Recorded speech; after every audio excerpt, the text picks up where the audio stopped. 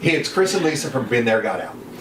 And this week we're going back to our survey responses. We have almost 1,000 of them, so thank you so much for the great responses. You can still take the survey.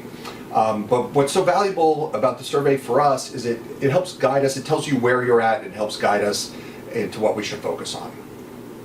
Yep.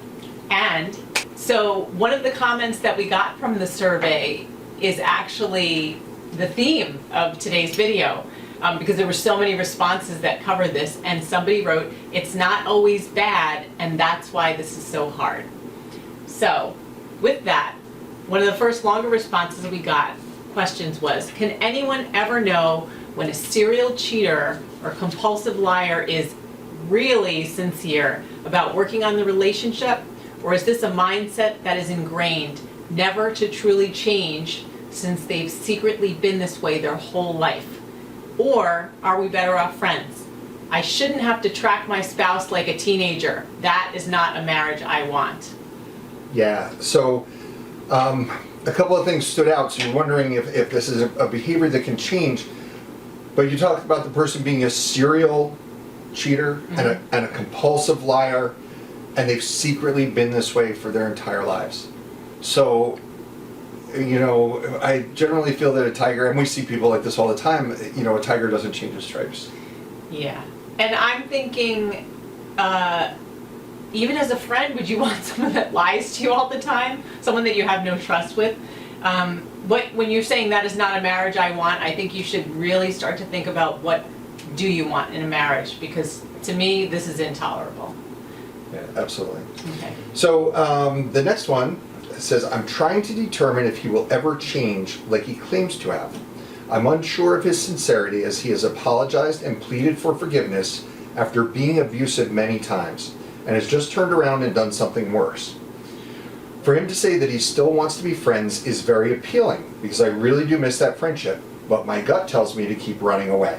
Could he really change like he says he has? He is going to therapy, exercising, has gotten a part-time job, and really seems so much better than before, but I don't know if these changes are genuine or lasting, and I'm unable to deal with more abuse. What should I believe? All right. The fact that you're even here and responding to our survey means something is wrong, and all of these behaviors that he's showing are still not convincing enough for you. And the other thing that you said is that your gut is telling you to keep running.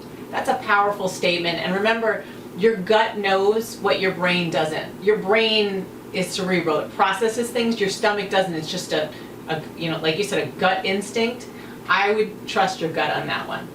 Yeah, and when you say that there's something appealing about either staying in the relationship or about being friends with the person, a lot of times in these relationships they get off to this like really amazing start. So you want to recapture that, right? So it gets off to this amazing start. You're like, wow, wow, wow, this is the greatest thing ever, and very quickly it goes off the rails. But you're conditioned to always like remember that and want it back. Mm-hmm. Yeah. Something is telling you to flee. Okay. Another person says, help me learn skills to be more emotionally stable during the times he's purposefully pressing my already sensitive buttons.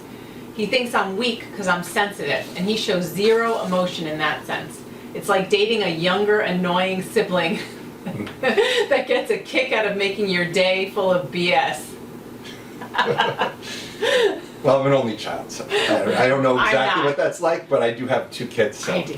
Yeah. So, yeah, what this made me think of from my relationship was all the like stupid, unnecessary drama. It was like every day, you know, everything would be fine, but there was always some spat over a household chore, or you know, there are like 100 decisions you make every day that you could do it this way, you could do it that way, and it doesn't really matter. Mm-hmm. And I choose A, and then all of a sudden it was World War III over she wanted B, and it was like drama for drama's sake. That's what that brought to my mind. Yeah, for me, I started thinking about all that energy that's lost dealing with that person that you could be spending on something productive.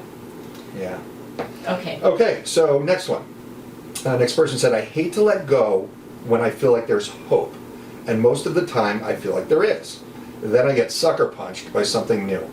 I'm lost. Oh, I totally feel you with this one. That was the last 2 or 3 years of my marriage. The sucker punch, yes. I mean, for me, it was like one thing after another, and every single time I'd find out a new thing, and he'd say, now you know everything, and then literally every weekend it would be another thing. And what you need to understand too, even though you hate to let go, is that all of this damage from these sucker punches is basically damaging your brain. There's an area called the amygdala, and it's a sheath, and it gets worn down with these gut punches, and you start developing PTSD, post-traumatic stress disorder, and complex post-traumatic stress disorder, because every single time you get hit with something, it wears it down. So it can have some really terrible physical effects. Right, and that's the part of your brain that controls the fight, like it's lizard brain, right? Yeah, Old yeah, stuff, fight or flight. flight Yeah. or freeze. Right. Yeah, so those repeated sucker punches end up generating trauma. Yeah. Yeah. Okay, and that goes to our next one. Another person writes in, I'm obsessing and obsessing. I want to speed up the process as much as I seem to want to stay marinating in longing and anguish. Great word. I know it is. It's funny how we feel we owe them one last explanation, and also hope that endless love is still there. It frustrates me that I can't move on. Yeah.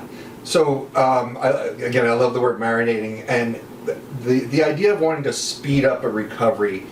I totally get the appeal, but I remember when my marriage ended, even before I realized it was narcissism and abusive relationship and all that. I went through the stages of grief, and you've got to process it naturally. So the risk is if you just like go, I've got to get through this and act normal, and that you'll miss something, and you'll end up stuck. Stuck in some earlier stage because you didn't let yourself go through it.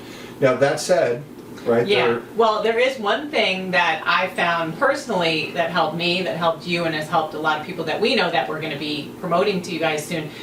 When you're going through it with other people, when you have a support group, a community of people who are experiencing it, it does speed up the process because they're validating what you're feeling and what you're going through.